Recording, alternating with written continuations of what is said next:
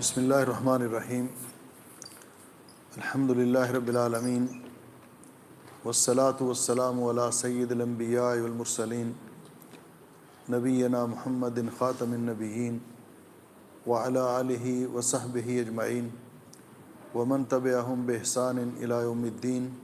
اما بعد، معزز سامعین و ناظرین، غداً انشاءاللہ یوم عرفہ. کل انشاءاللہ یوم عرفہ ہے، اور یہ دن یوم عرفہ کا دن افضل و ایام الدنیا.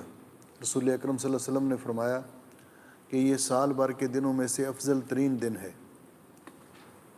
یہ دن تکمیل دین کا دن ہے. اس دن رسول اکرم صلی اللہ علیہ وسلم نے پر اللہ رب العزت نے بہت بڑا انعام کیا آپ پر اور آپ کی امت پر، کہ اسی دن یہ آیت مبارکہ نازل ہوئی: الیوم اکملت لکم دینکم واتممت علیکم نعمتی ورضیت لکم الاسلام دینا. یہ دن حج کا رکن اعظم ہے. رسول اکرم صلی اللہ علیہ وسلم نے فرمایا: الحج عرفہ، حج ہے ہی میدان عرفات میں وقوف کا نام. الحمدللہ ہمارے وہ سعادت مند مسلمان بہن بھائی جو حج بیت اللہ کی ادائیگی کے لیے پہنچے ہوئے ہیں. آج یوم ترویہ ہے، یہ جو گزر گیا. 8 تاریخ کو حجاج کرام اپنی اپنی رہائش گاہ سے حج کے لیے احرام باندھتے ہیں اور حج کی نیت کرتے ہیں: اللہم لبیک حجا. اور اس کے بعد احرام پہن کر وہ تمام پابندیاں احرام کی ان پہ لاگو ہو جاتی ہیں جو پہلے ہم ذکر کر چکے ہیں.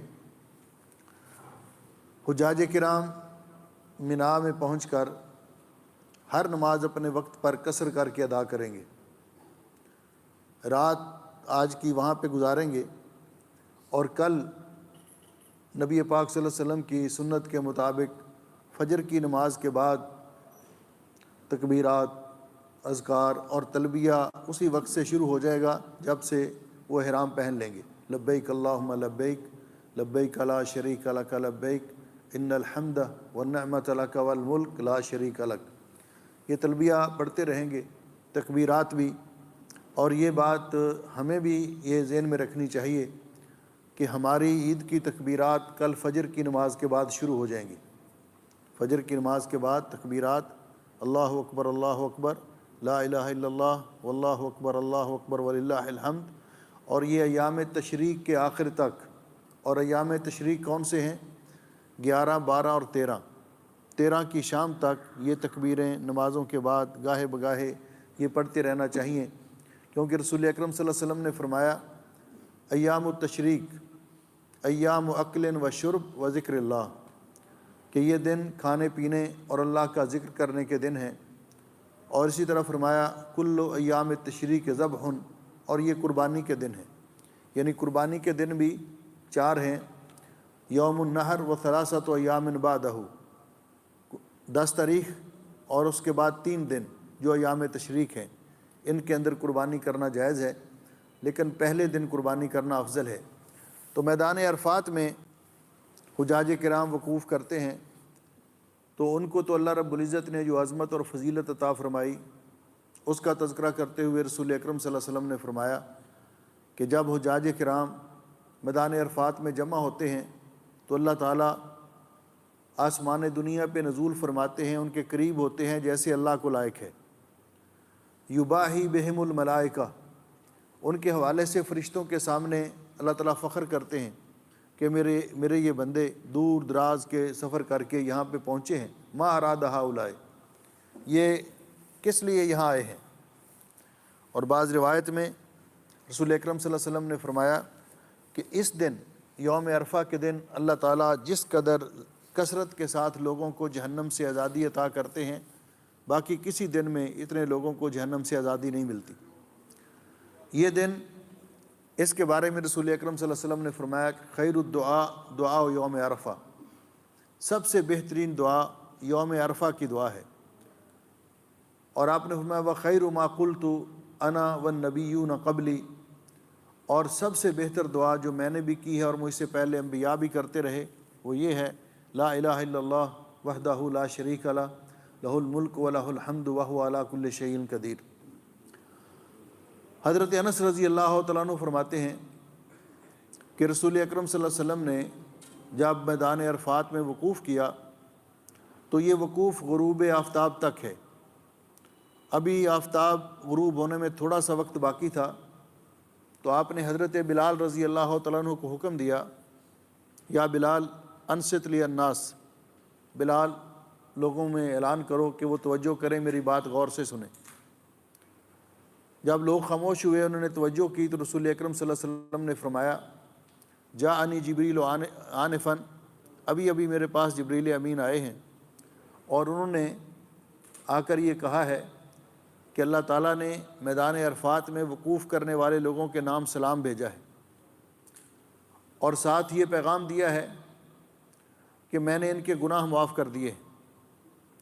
تو حضرت عمر رضی اللہ تعالیٰ عنہ نے رسول اکرم صلی اللہ علیہ وسلم سے پوچھا کہ یہ اعلان، یہ اعزاز آج صرف ہمارے لیے ہی ہے جو آپ کے ساتھ اس وقت میدان عرفات میں جمع ہیں، یا کہ قیامت تک کے لیے ہے؟ تو نبی کریم علیہ السلام نے فرمایا، بل للابد، یہ قیامت تک آنے والے لوگوں کے لیے ہے جو خالص نیت سے حلال کی کمائی سے حج کے تقاضوں کو پورے کرتے ہوئے حج کریں گے، تو یہ معافی کا اعلان ان کے لیے ہے، سب کے لیے ہے۔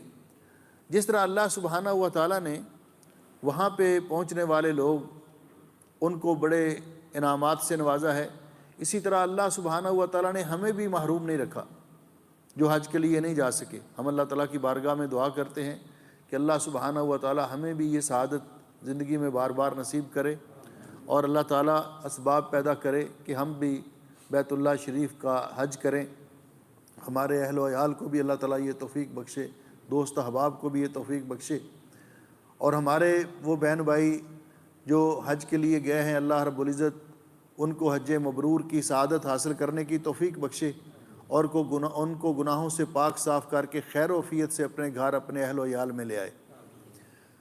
تو اللہ تعالیٰ نے ہمیں بھی اس خیر و برکت سے محروم نہیں رکھا کہ نبی پاک صلی اللہ علیہ وسلم سے پوچھا گیا، عن ابی قتادہ رضی اللہ تعالیٰ عنہ، حضرت ابو قتادہ رضی اللہ تعالیٰ عنہ روایت کرتے ہیں کہ رسول اکرم صلی اللہ علیہ وسلم سے سئل عن صوم یوم عرفہ، یوم عرفہ کے روزے کے بارے میں پوچھا گیا، تو آپ نے فرمایا، یکفر السنۃ الماضیہ والباقیہ، صحیح مسلم کی روایت ہے۔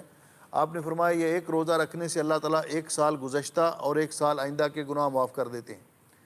یہ ہمارے پاس بڑا ہی غنیمت وقت ہے، اور ہمیں اس احساس اور شعور کے ساتھ کہ ہم گناہ گار ہیں، ہمیں گناہوں کی معافی کی ضرورت ہے، اور پھر اللہ رب العزت جو مواقع فراہم کرتا ہے گناہوں کی بخشش کے لیے، ان میں سے یہ بہترین موقع ہے جو کل کا دن ہے۔ یہ سال میں ایک ہی مرتبہ آتا ہے یوم عرفہ، اس سال اللہ تعالیٰ ہمیں نصیب کرے، آئندہ سال نصیب ہوگا یا نہیں اللہ کے علم میں ہے۔ تو اس لیے اس دن کو غنیمت جانتے ہوئے وقت کو ضائع نہیں کرنا چاہیے، بلکہ آج سے ہی، رات سے ہی اپنا شیڈول بنا لینا چاہیے۔ ایک کام تو ہم یہ کریں کہ کوشش کریں کہ عشاء کے بعد جلدی سو جائیں۔ دوسرا کام یہ کریں کہ اللہ توفیق دے، ویسے تو عمومی طور پر فجر سے پہلے اٹھ کر جتنے نفل ادا کر سکے انسان کرنے چاہیے، لیکن اس میں خصوصی طور پر اہتمام کریں کہ فجر کی پہلی اذان سے پہلے تہجد کے وقت 2، 4، 8، 10، 11 جتنے نفل اللہ تعالیٰ توفیق بخشے پڑھنے چاہیے۔ پھر اس کے بعد سنت کے مطابق سحری کھانی چاہیے۔ سحری کھانے کا ایک تو فائدہ یہ ہوگا کہ رسول اکرم صلی اللہ علیہ وسلم نے فرمایا کہ سحری کا کھانا برکت والا کھانا ہے۔ آپ صحابہ اکرام کو فرمایا کرتے تھے، حلموا الی السحور المبارک، مبارک سحری کی طرف میں شرکت کرو، اور آپ نے فرمایا تسحروا فإن فی السحور برکہ، جب روزہ رکھنا ہو تو سحری کیا کرو کیونکہ سحری کے کھانے میں برکت ہے۔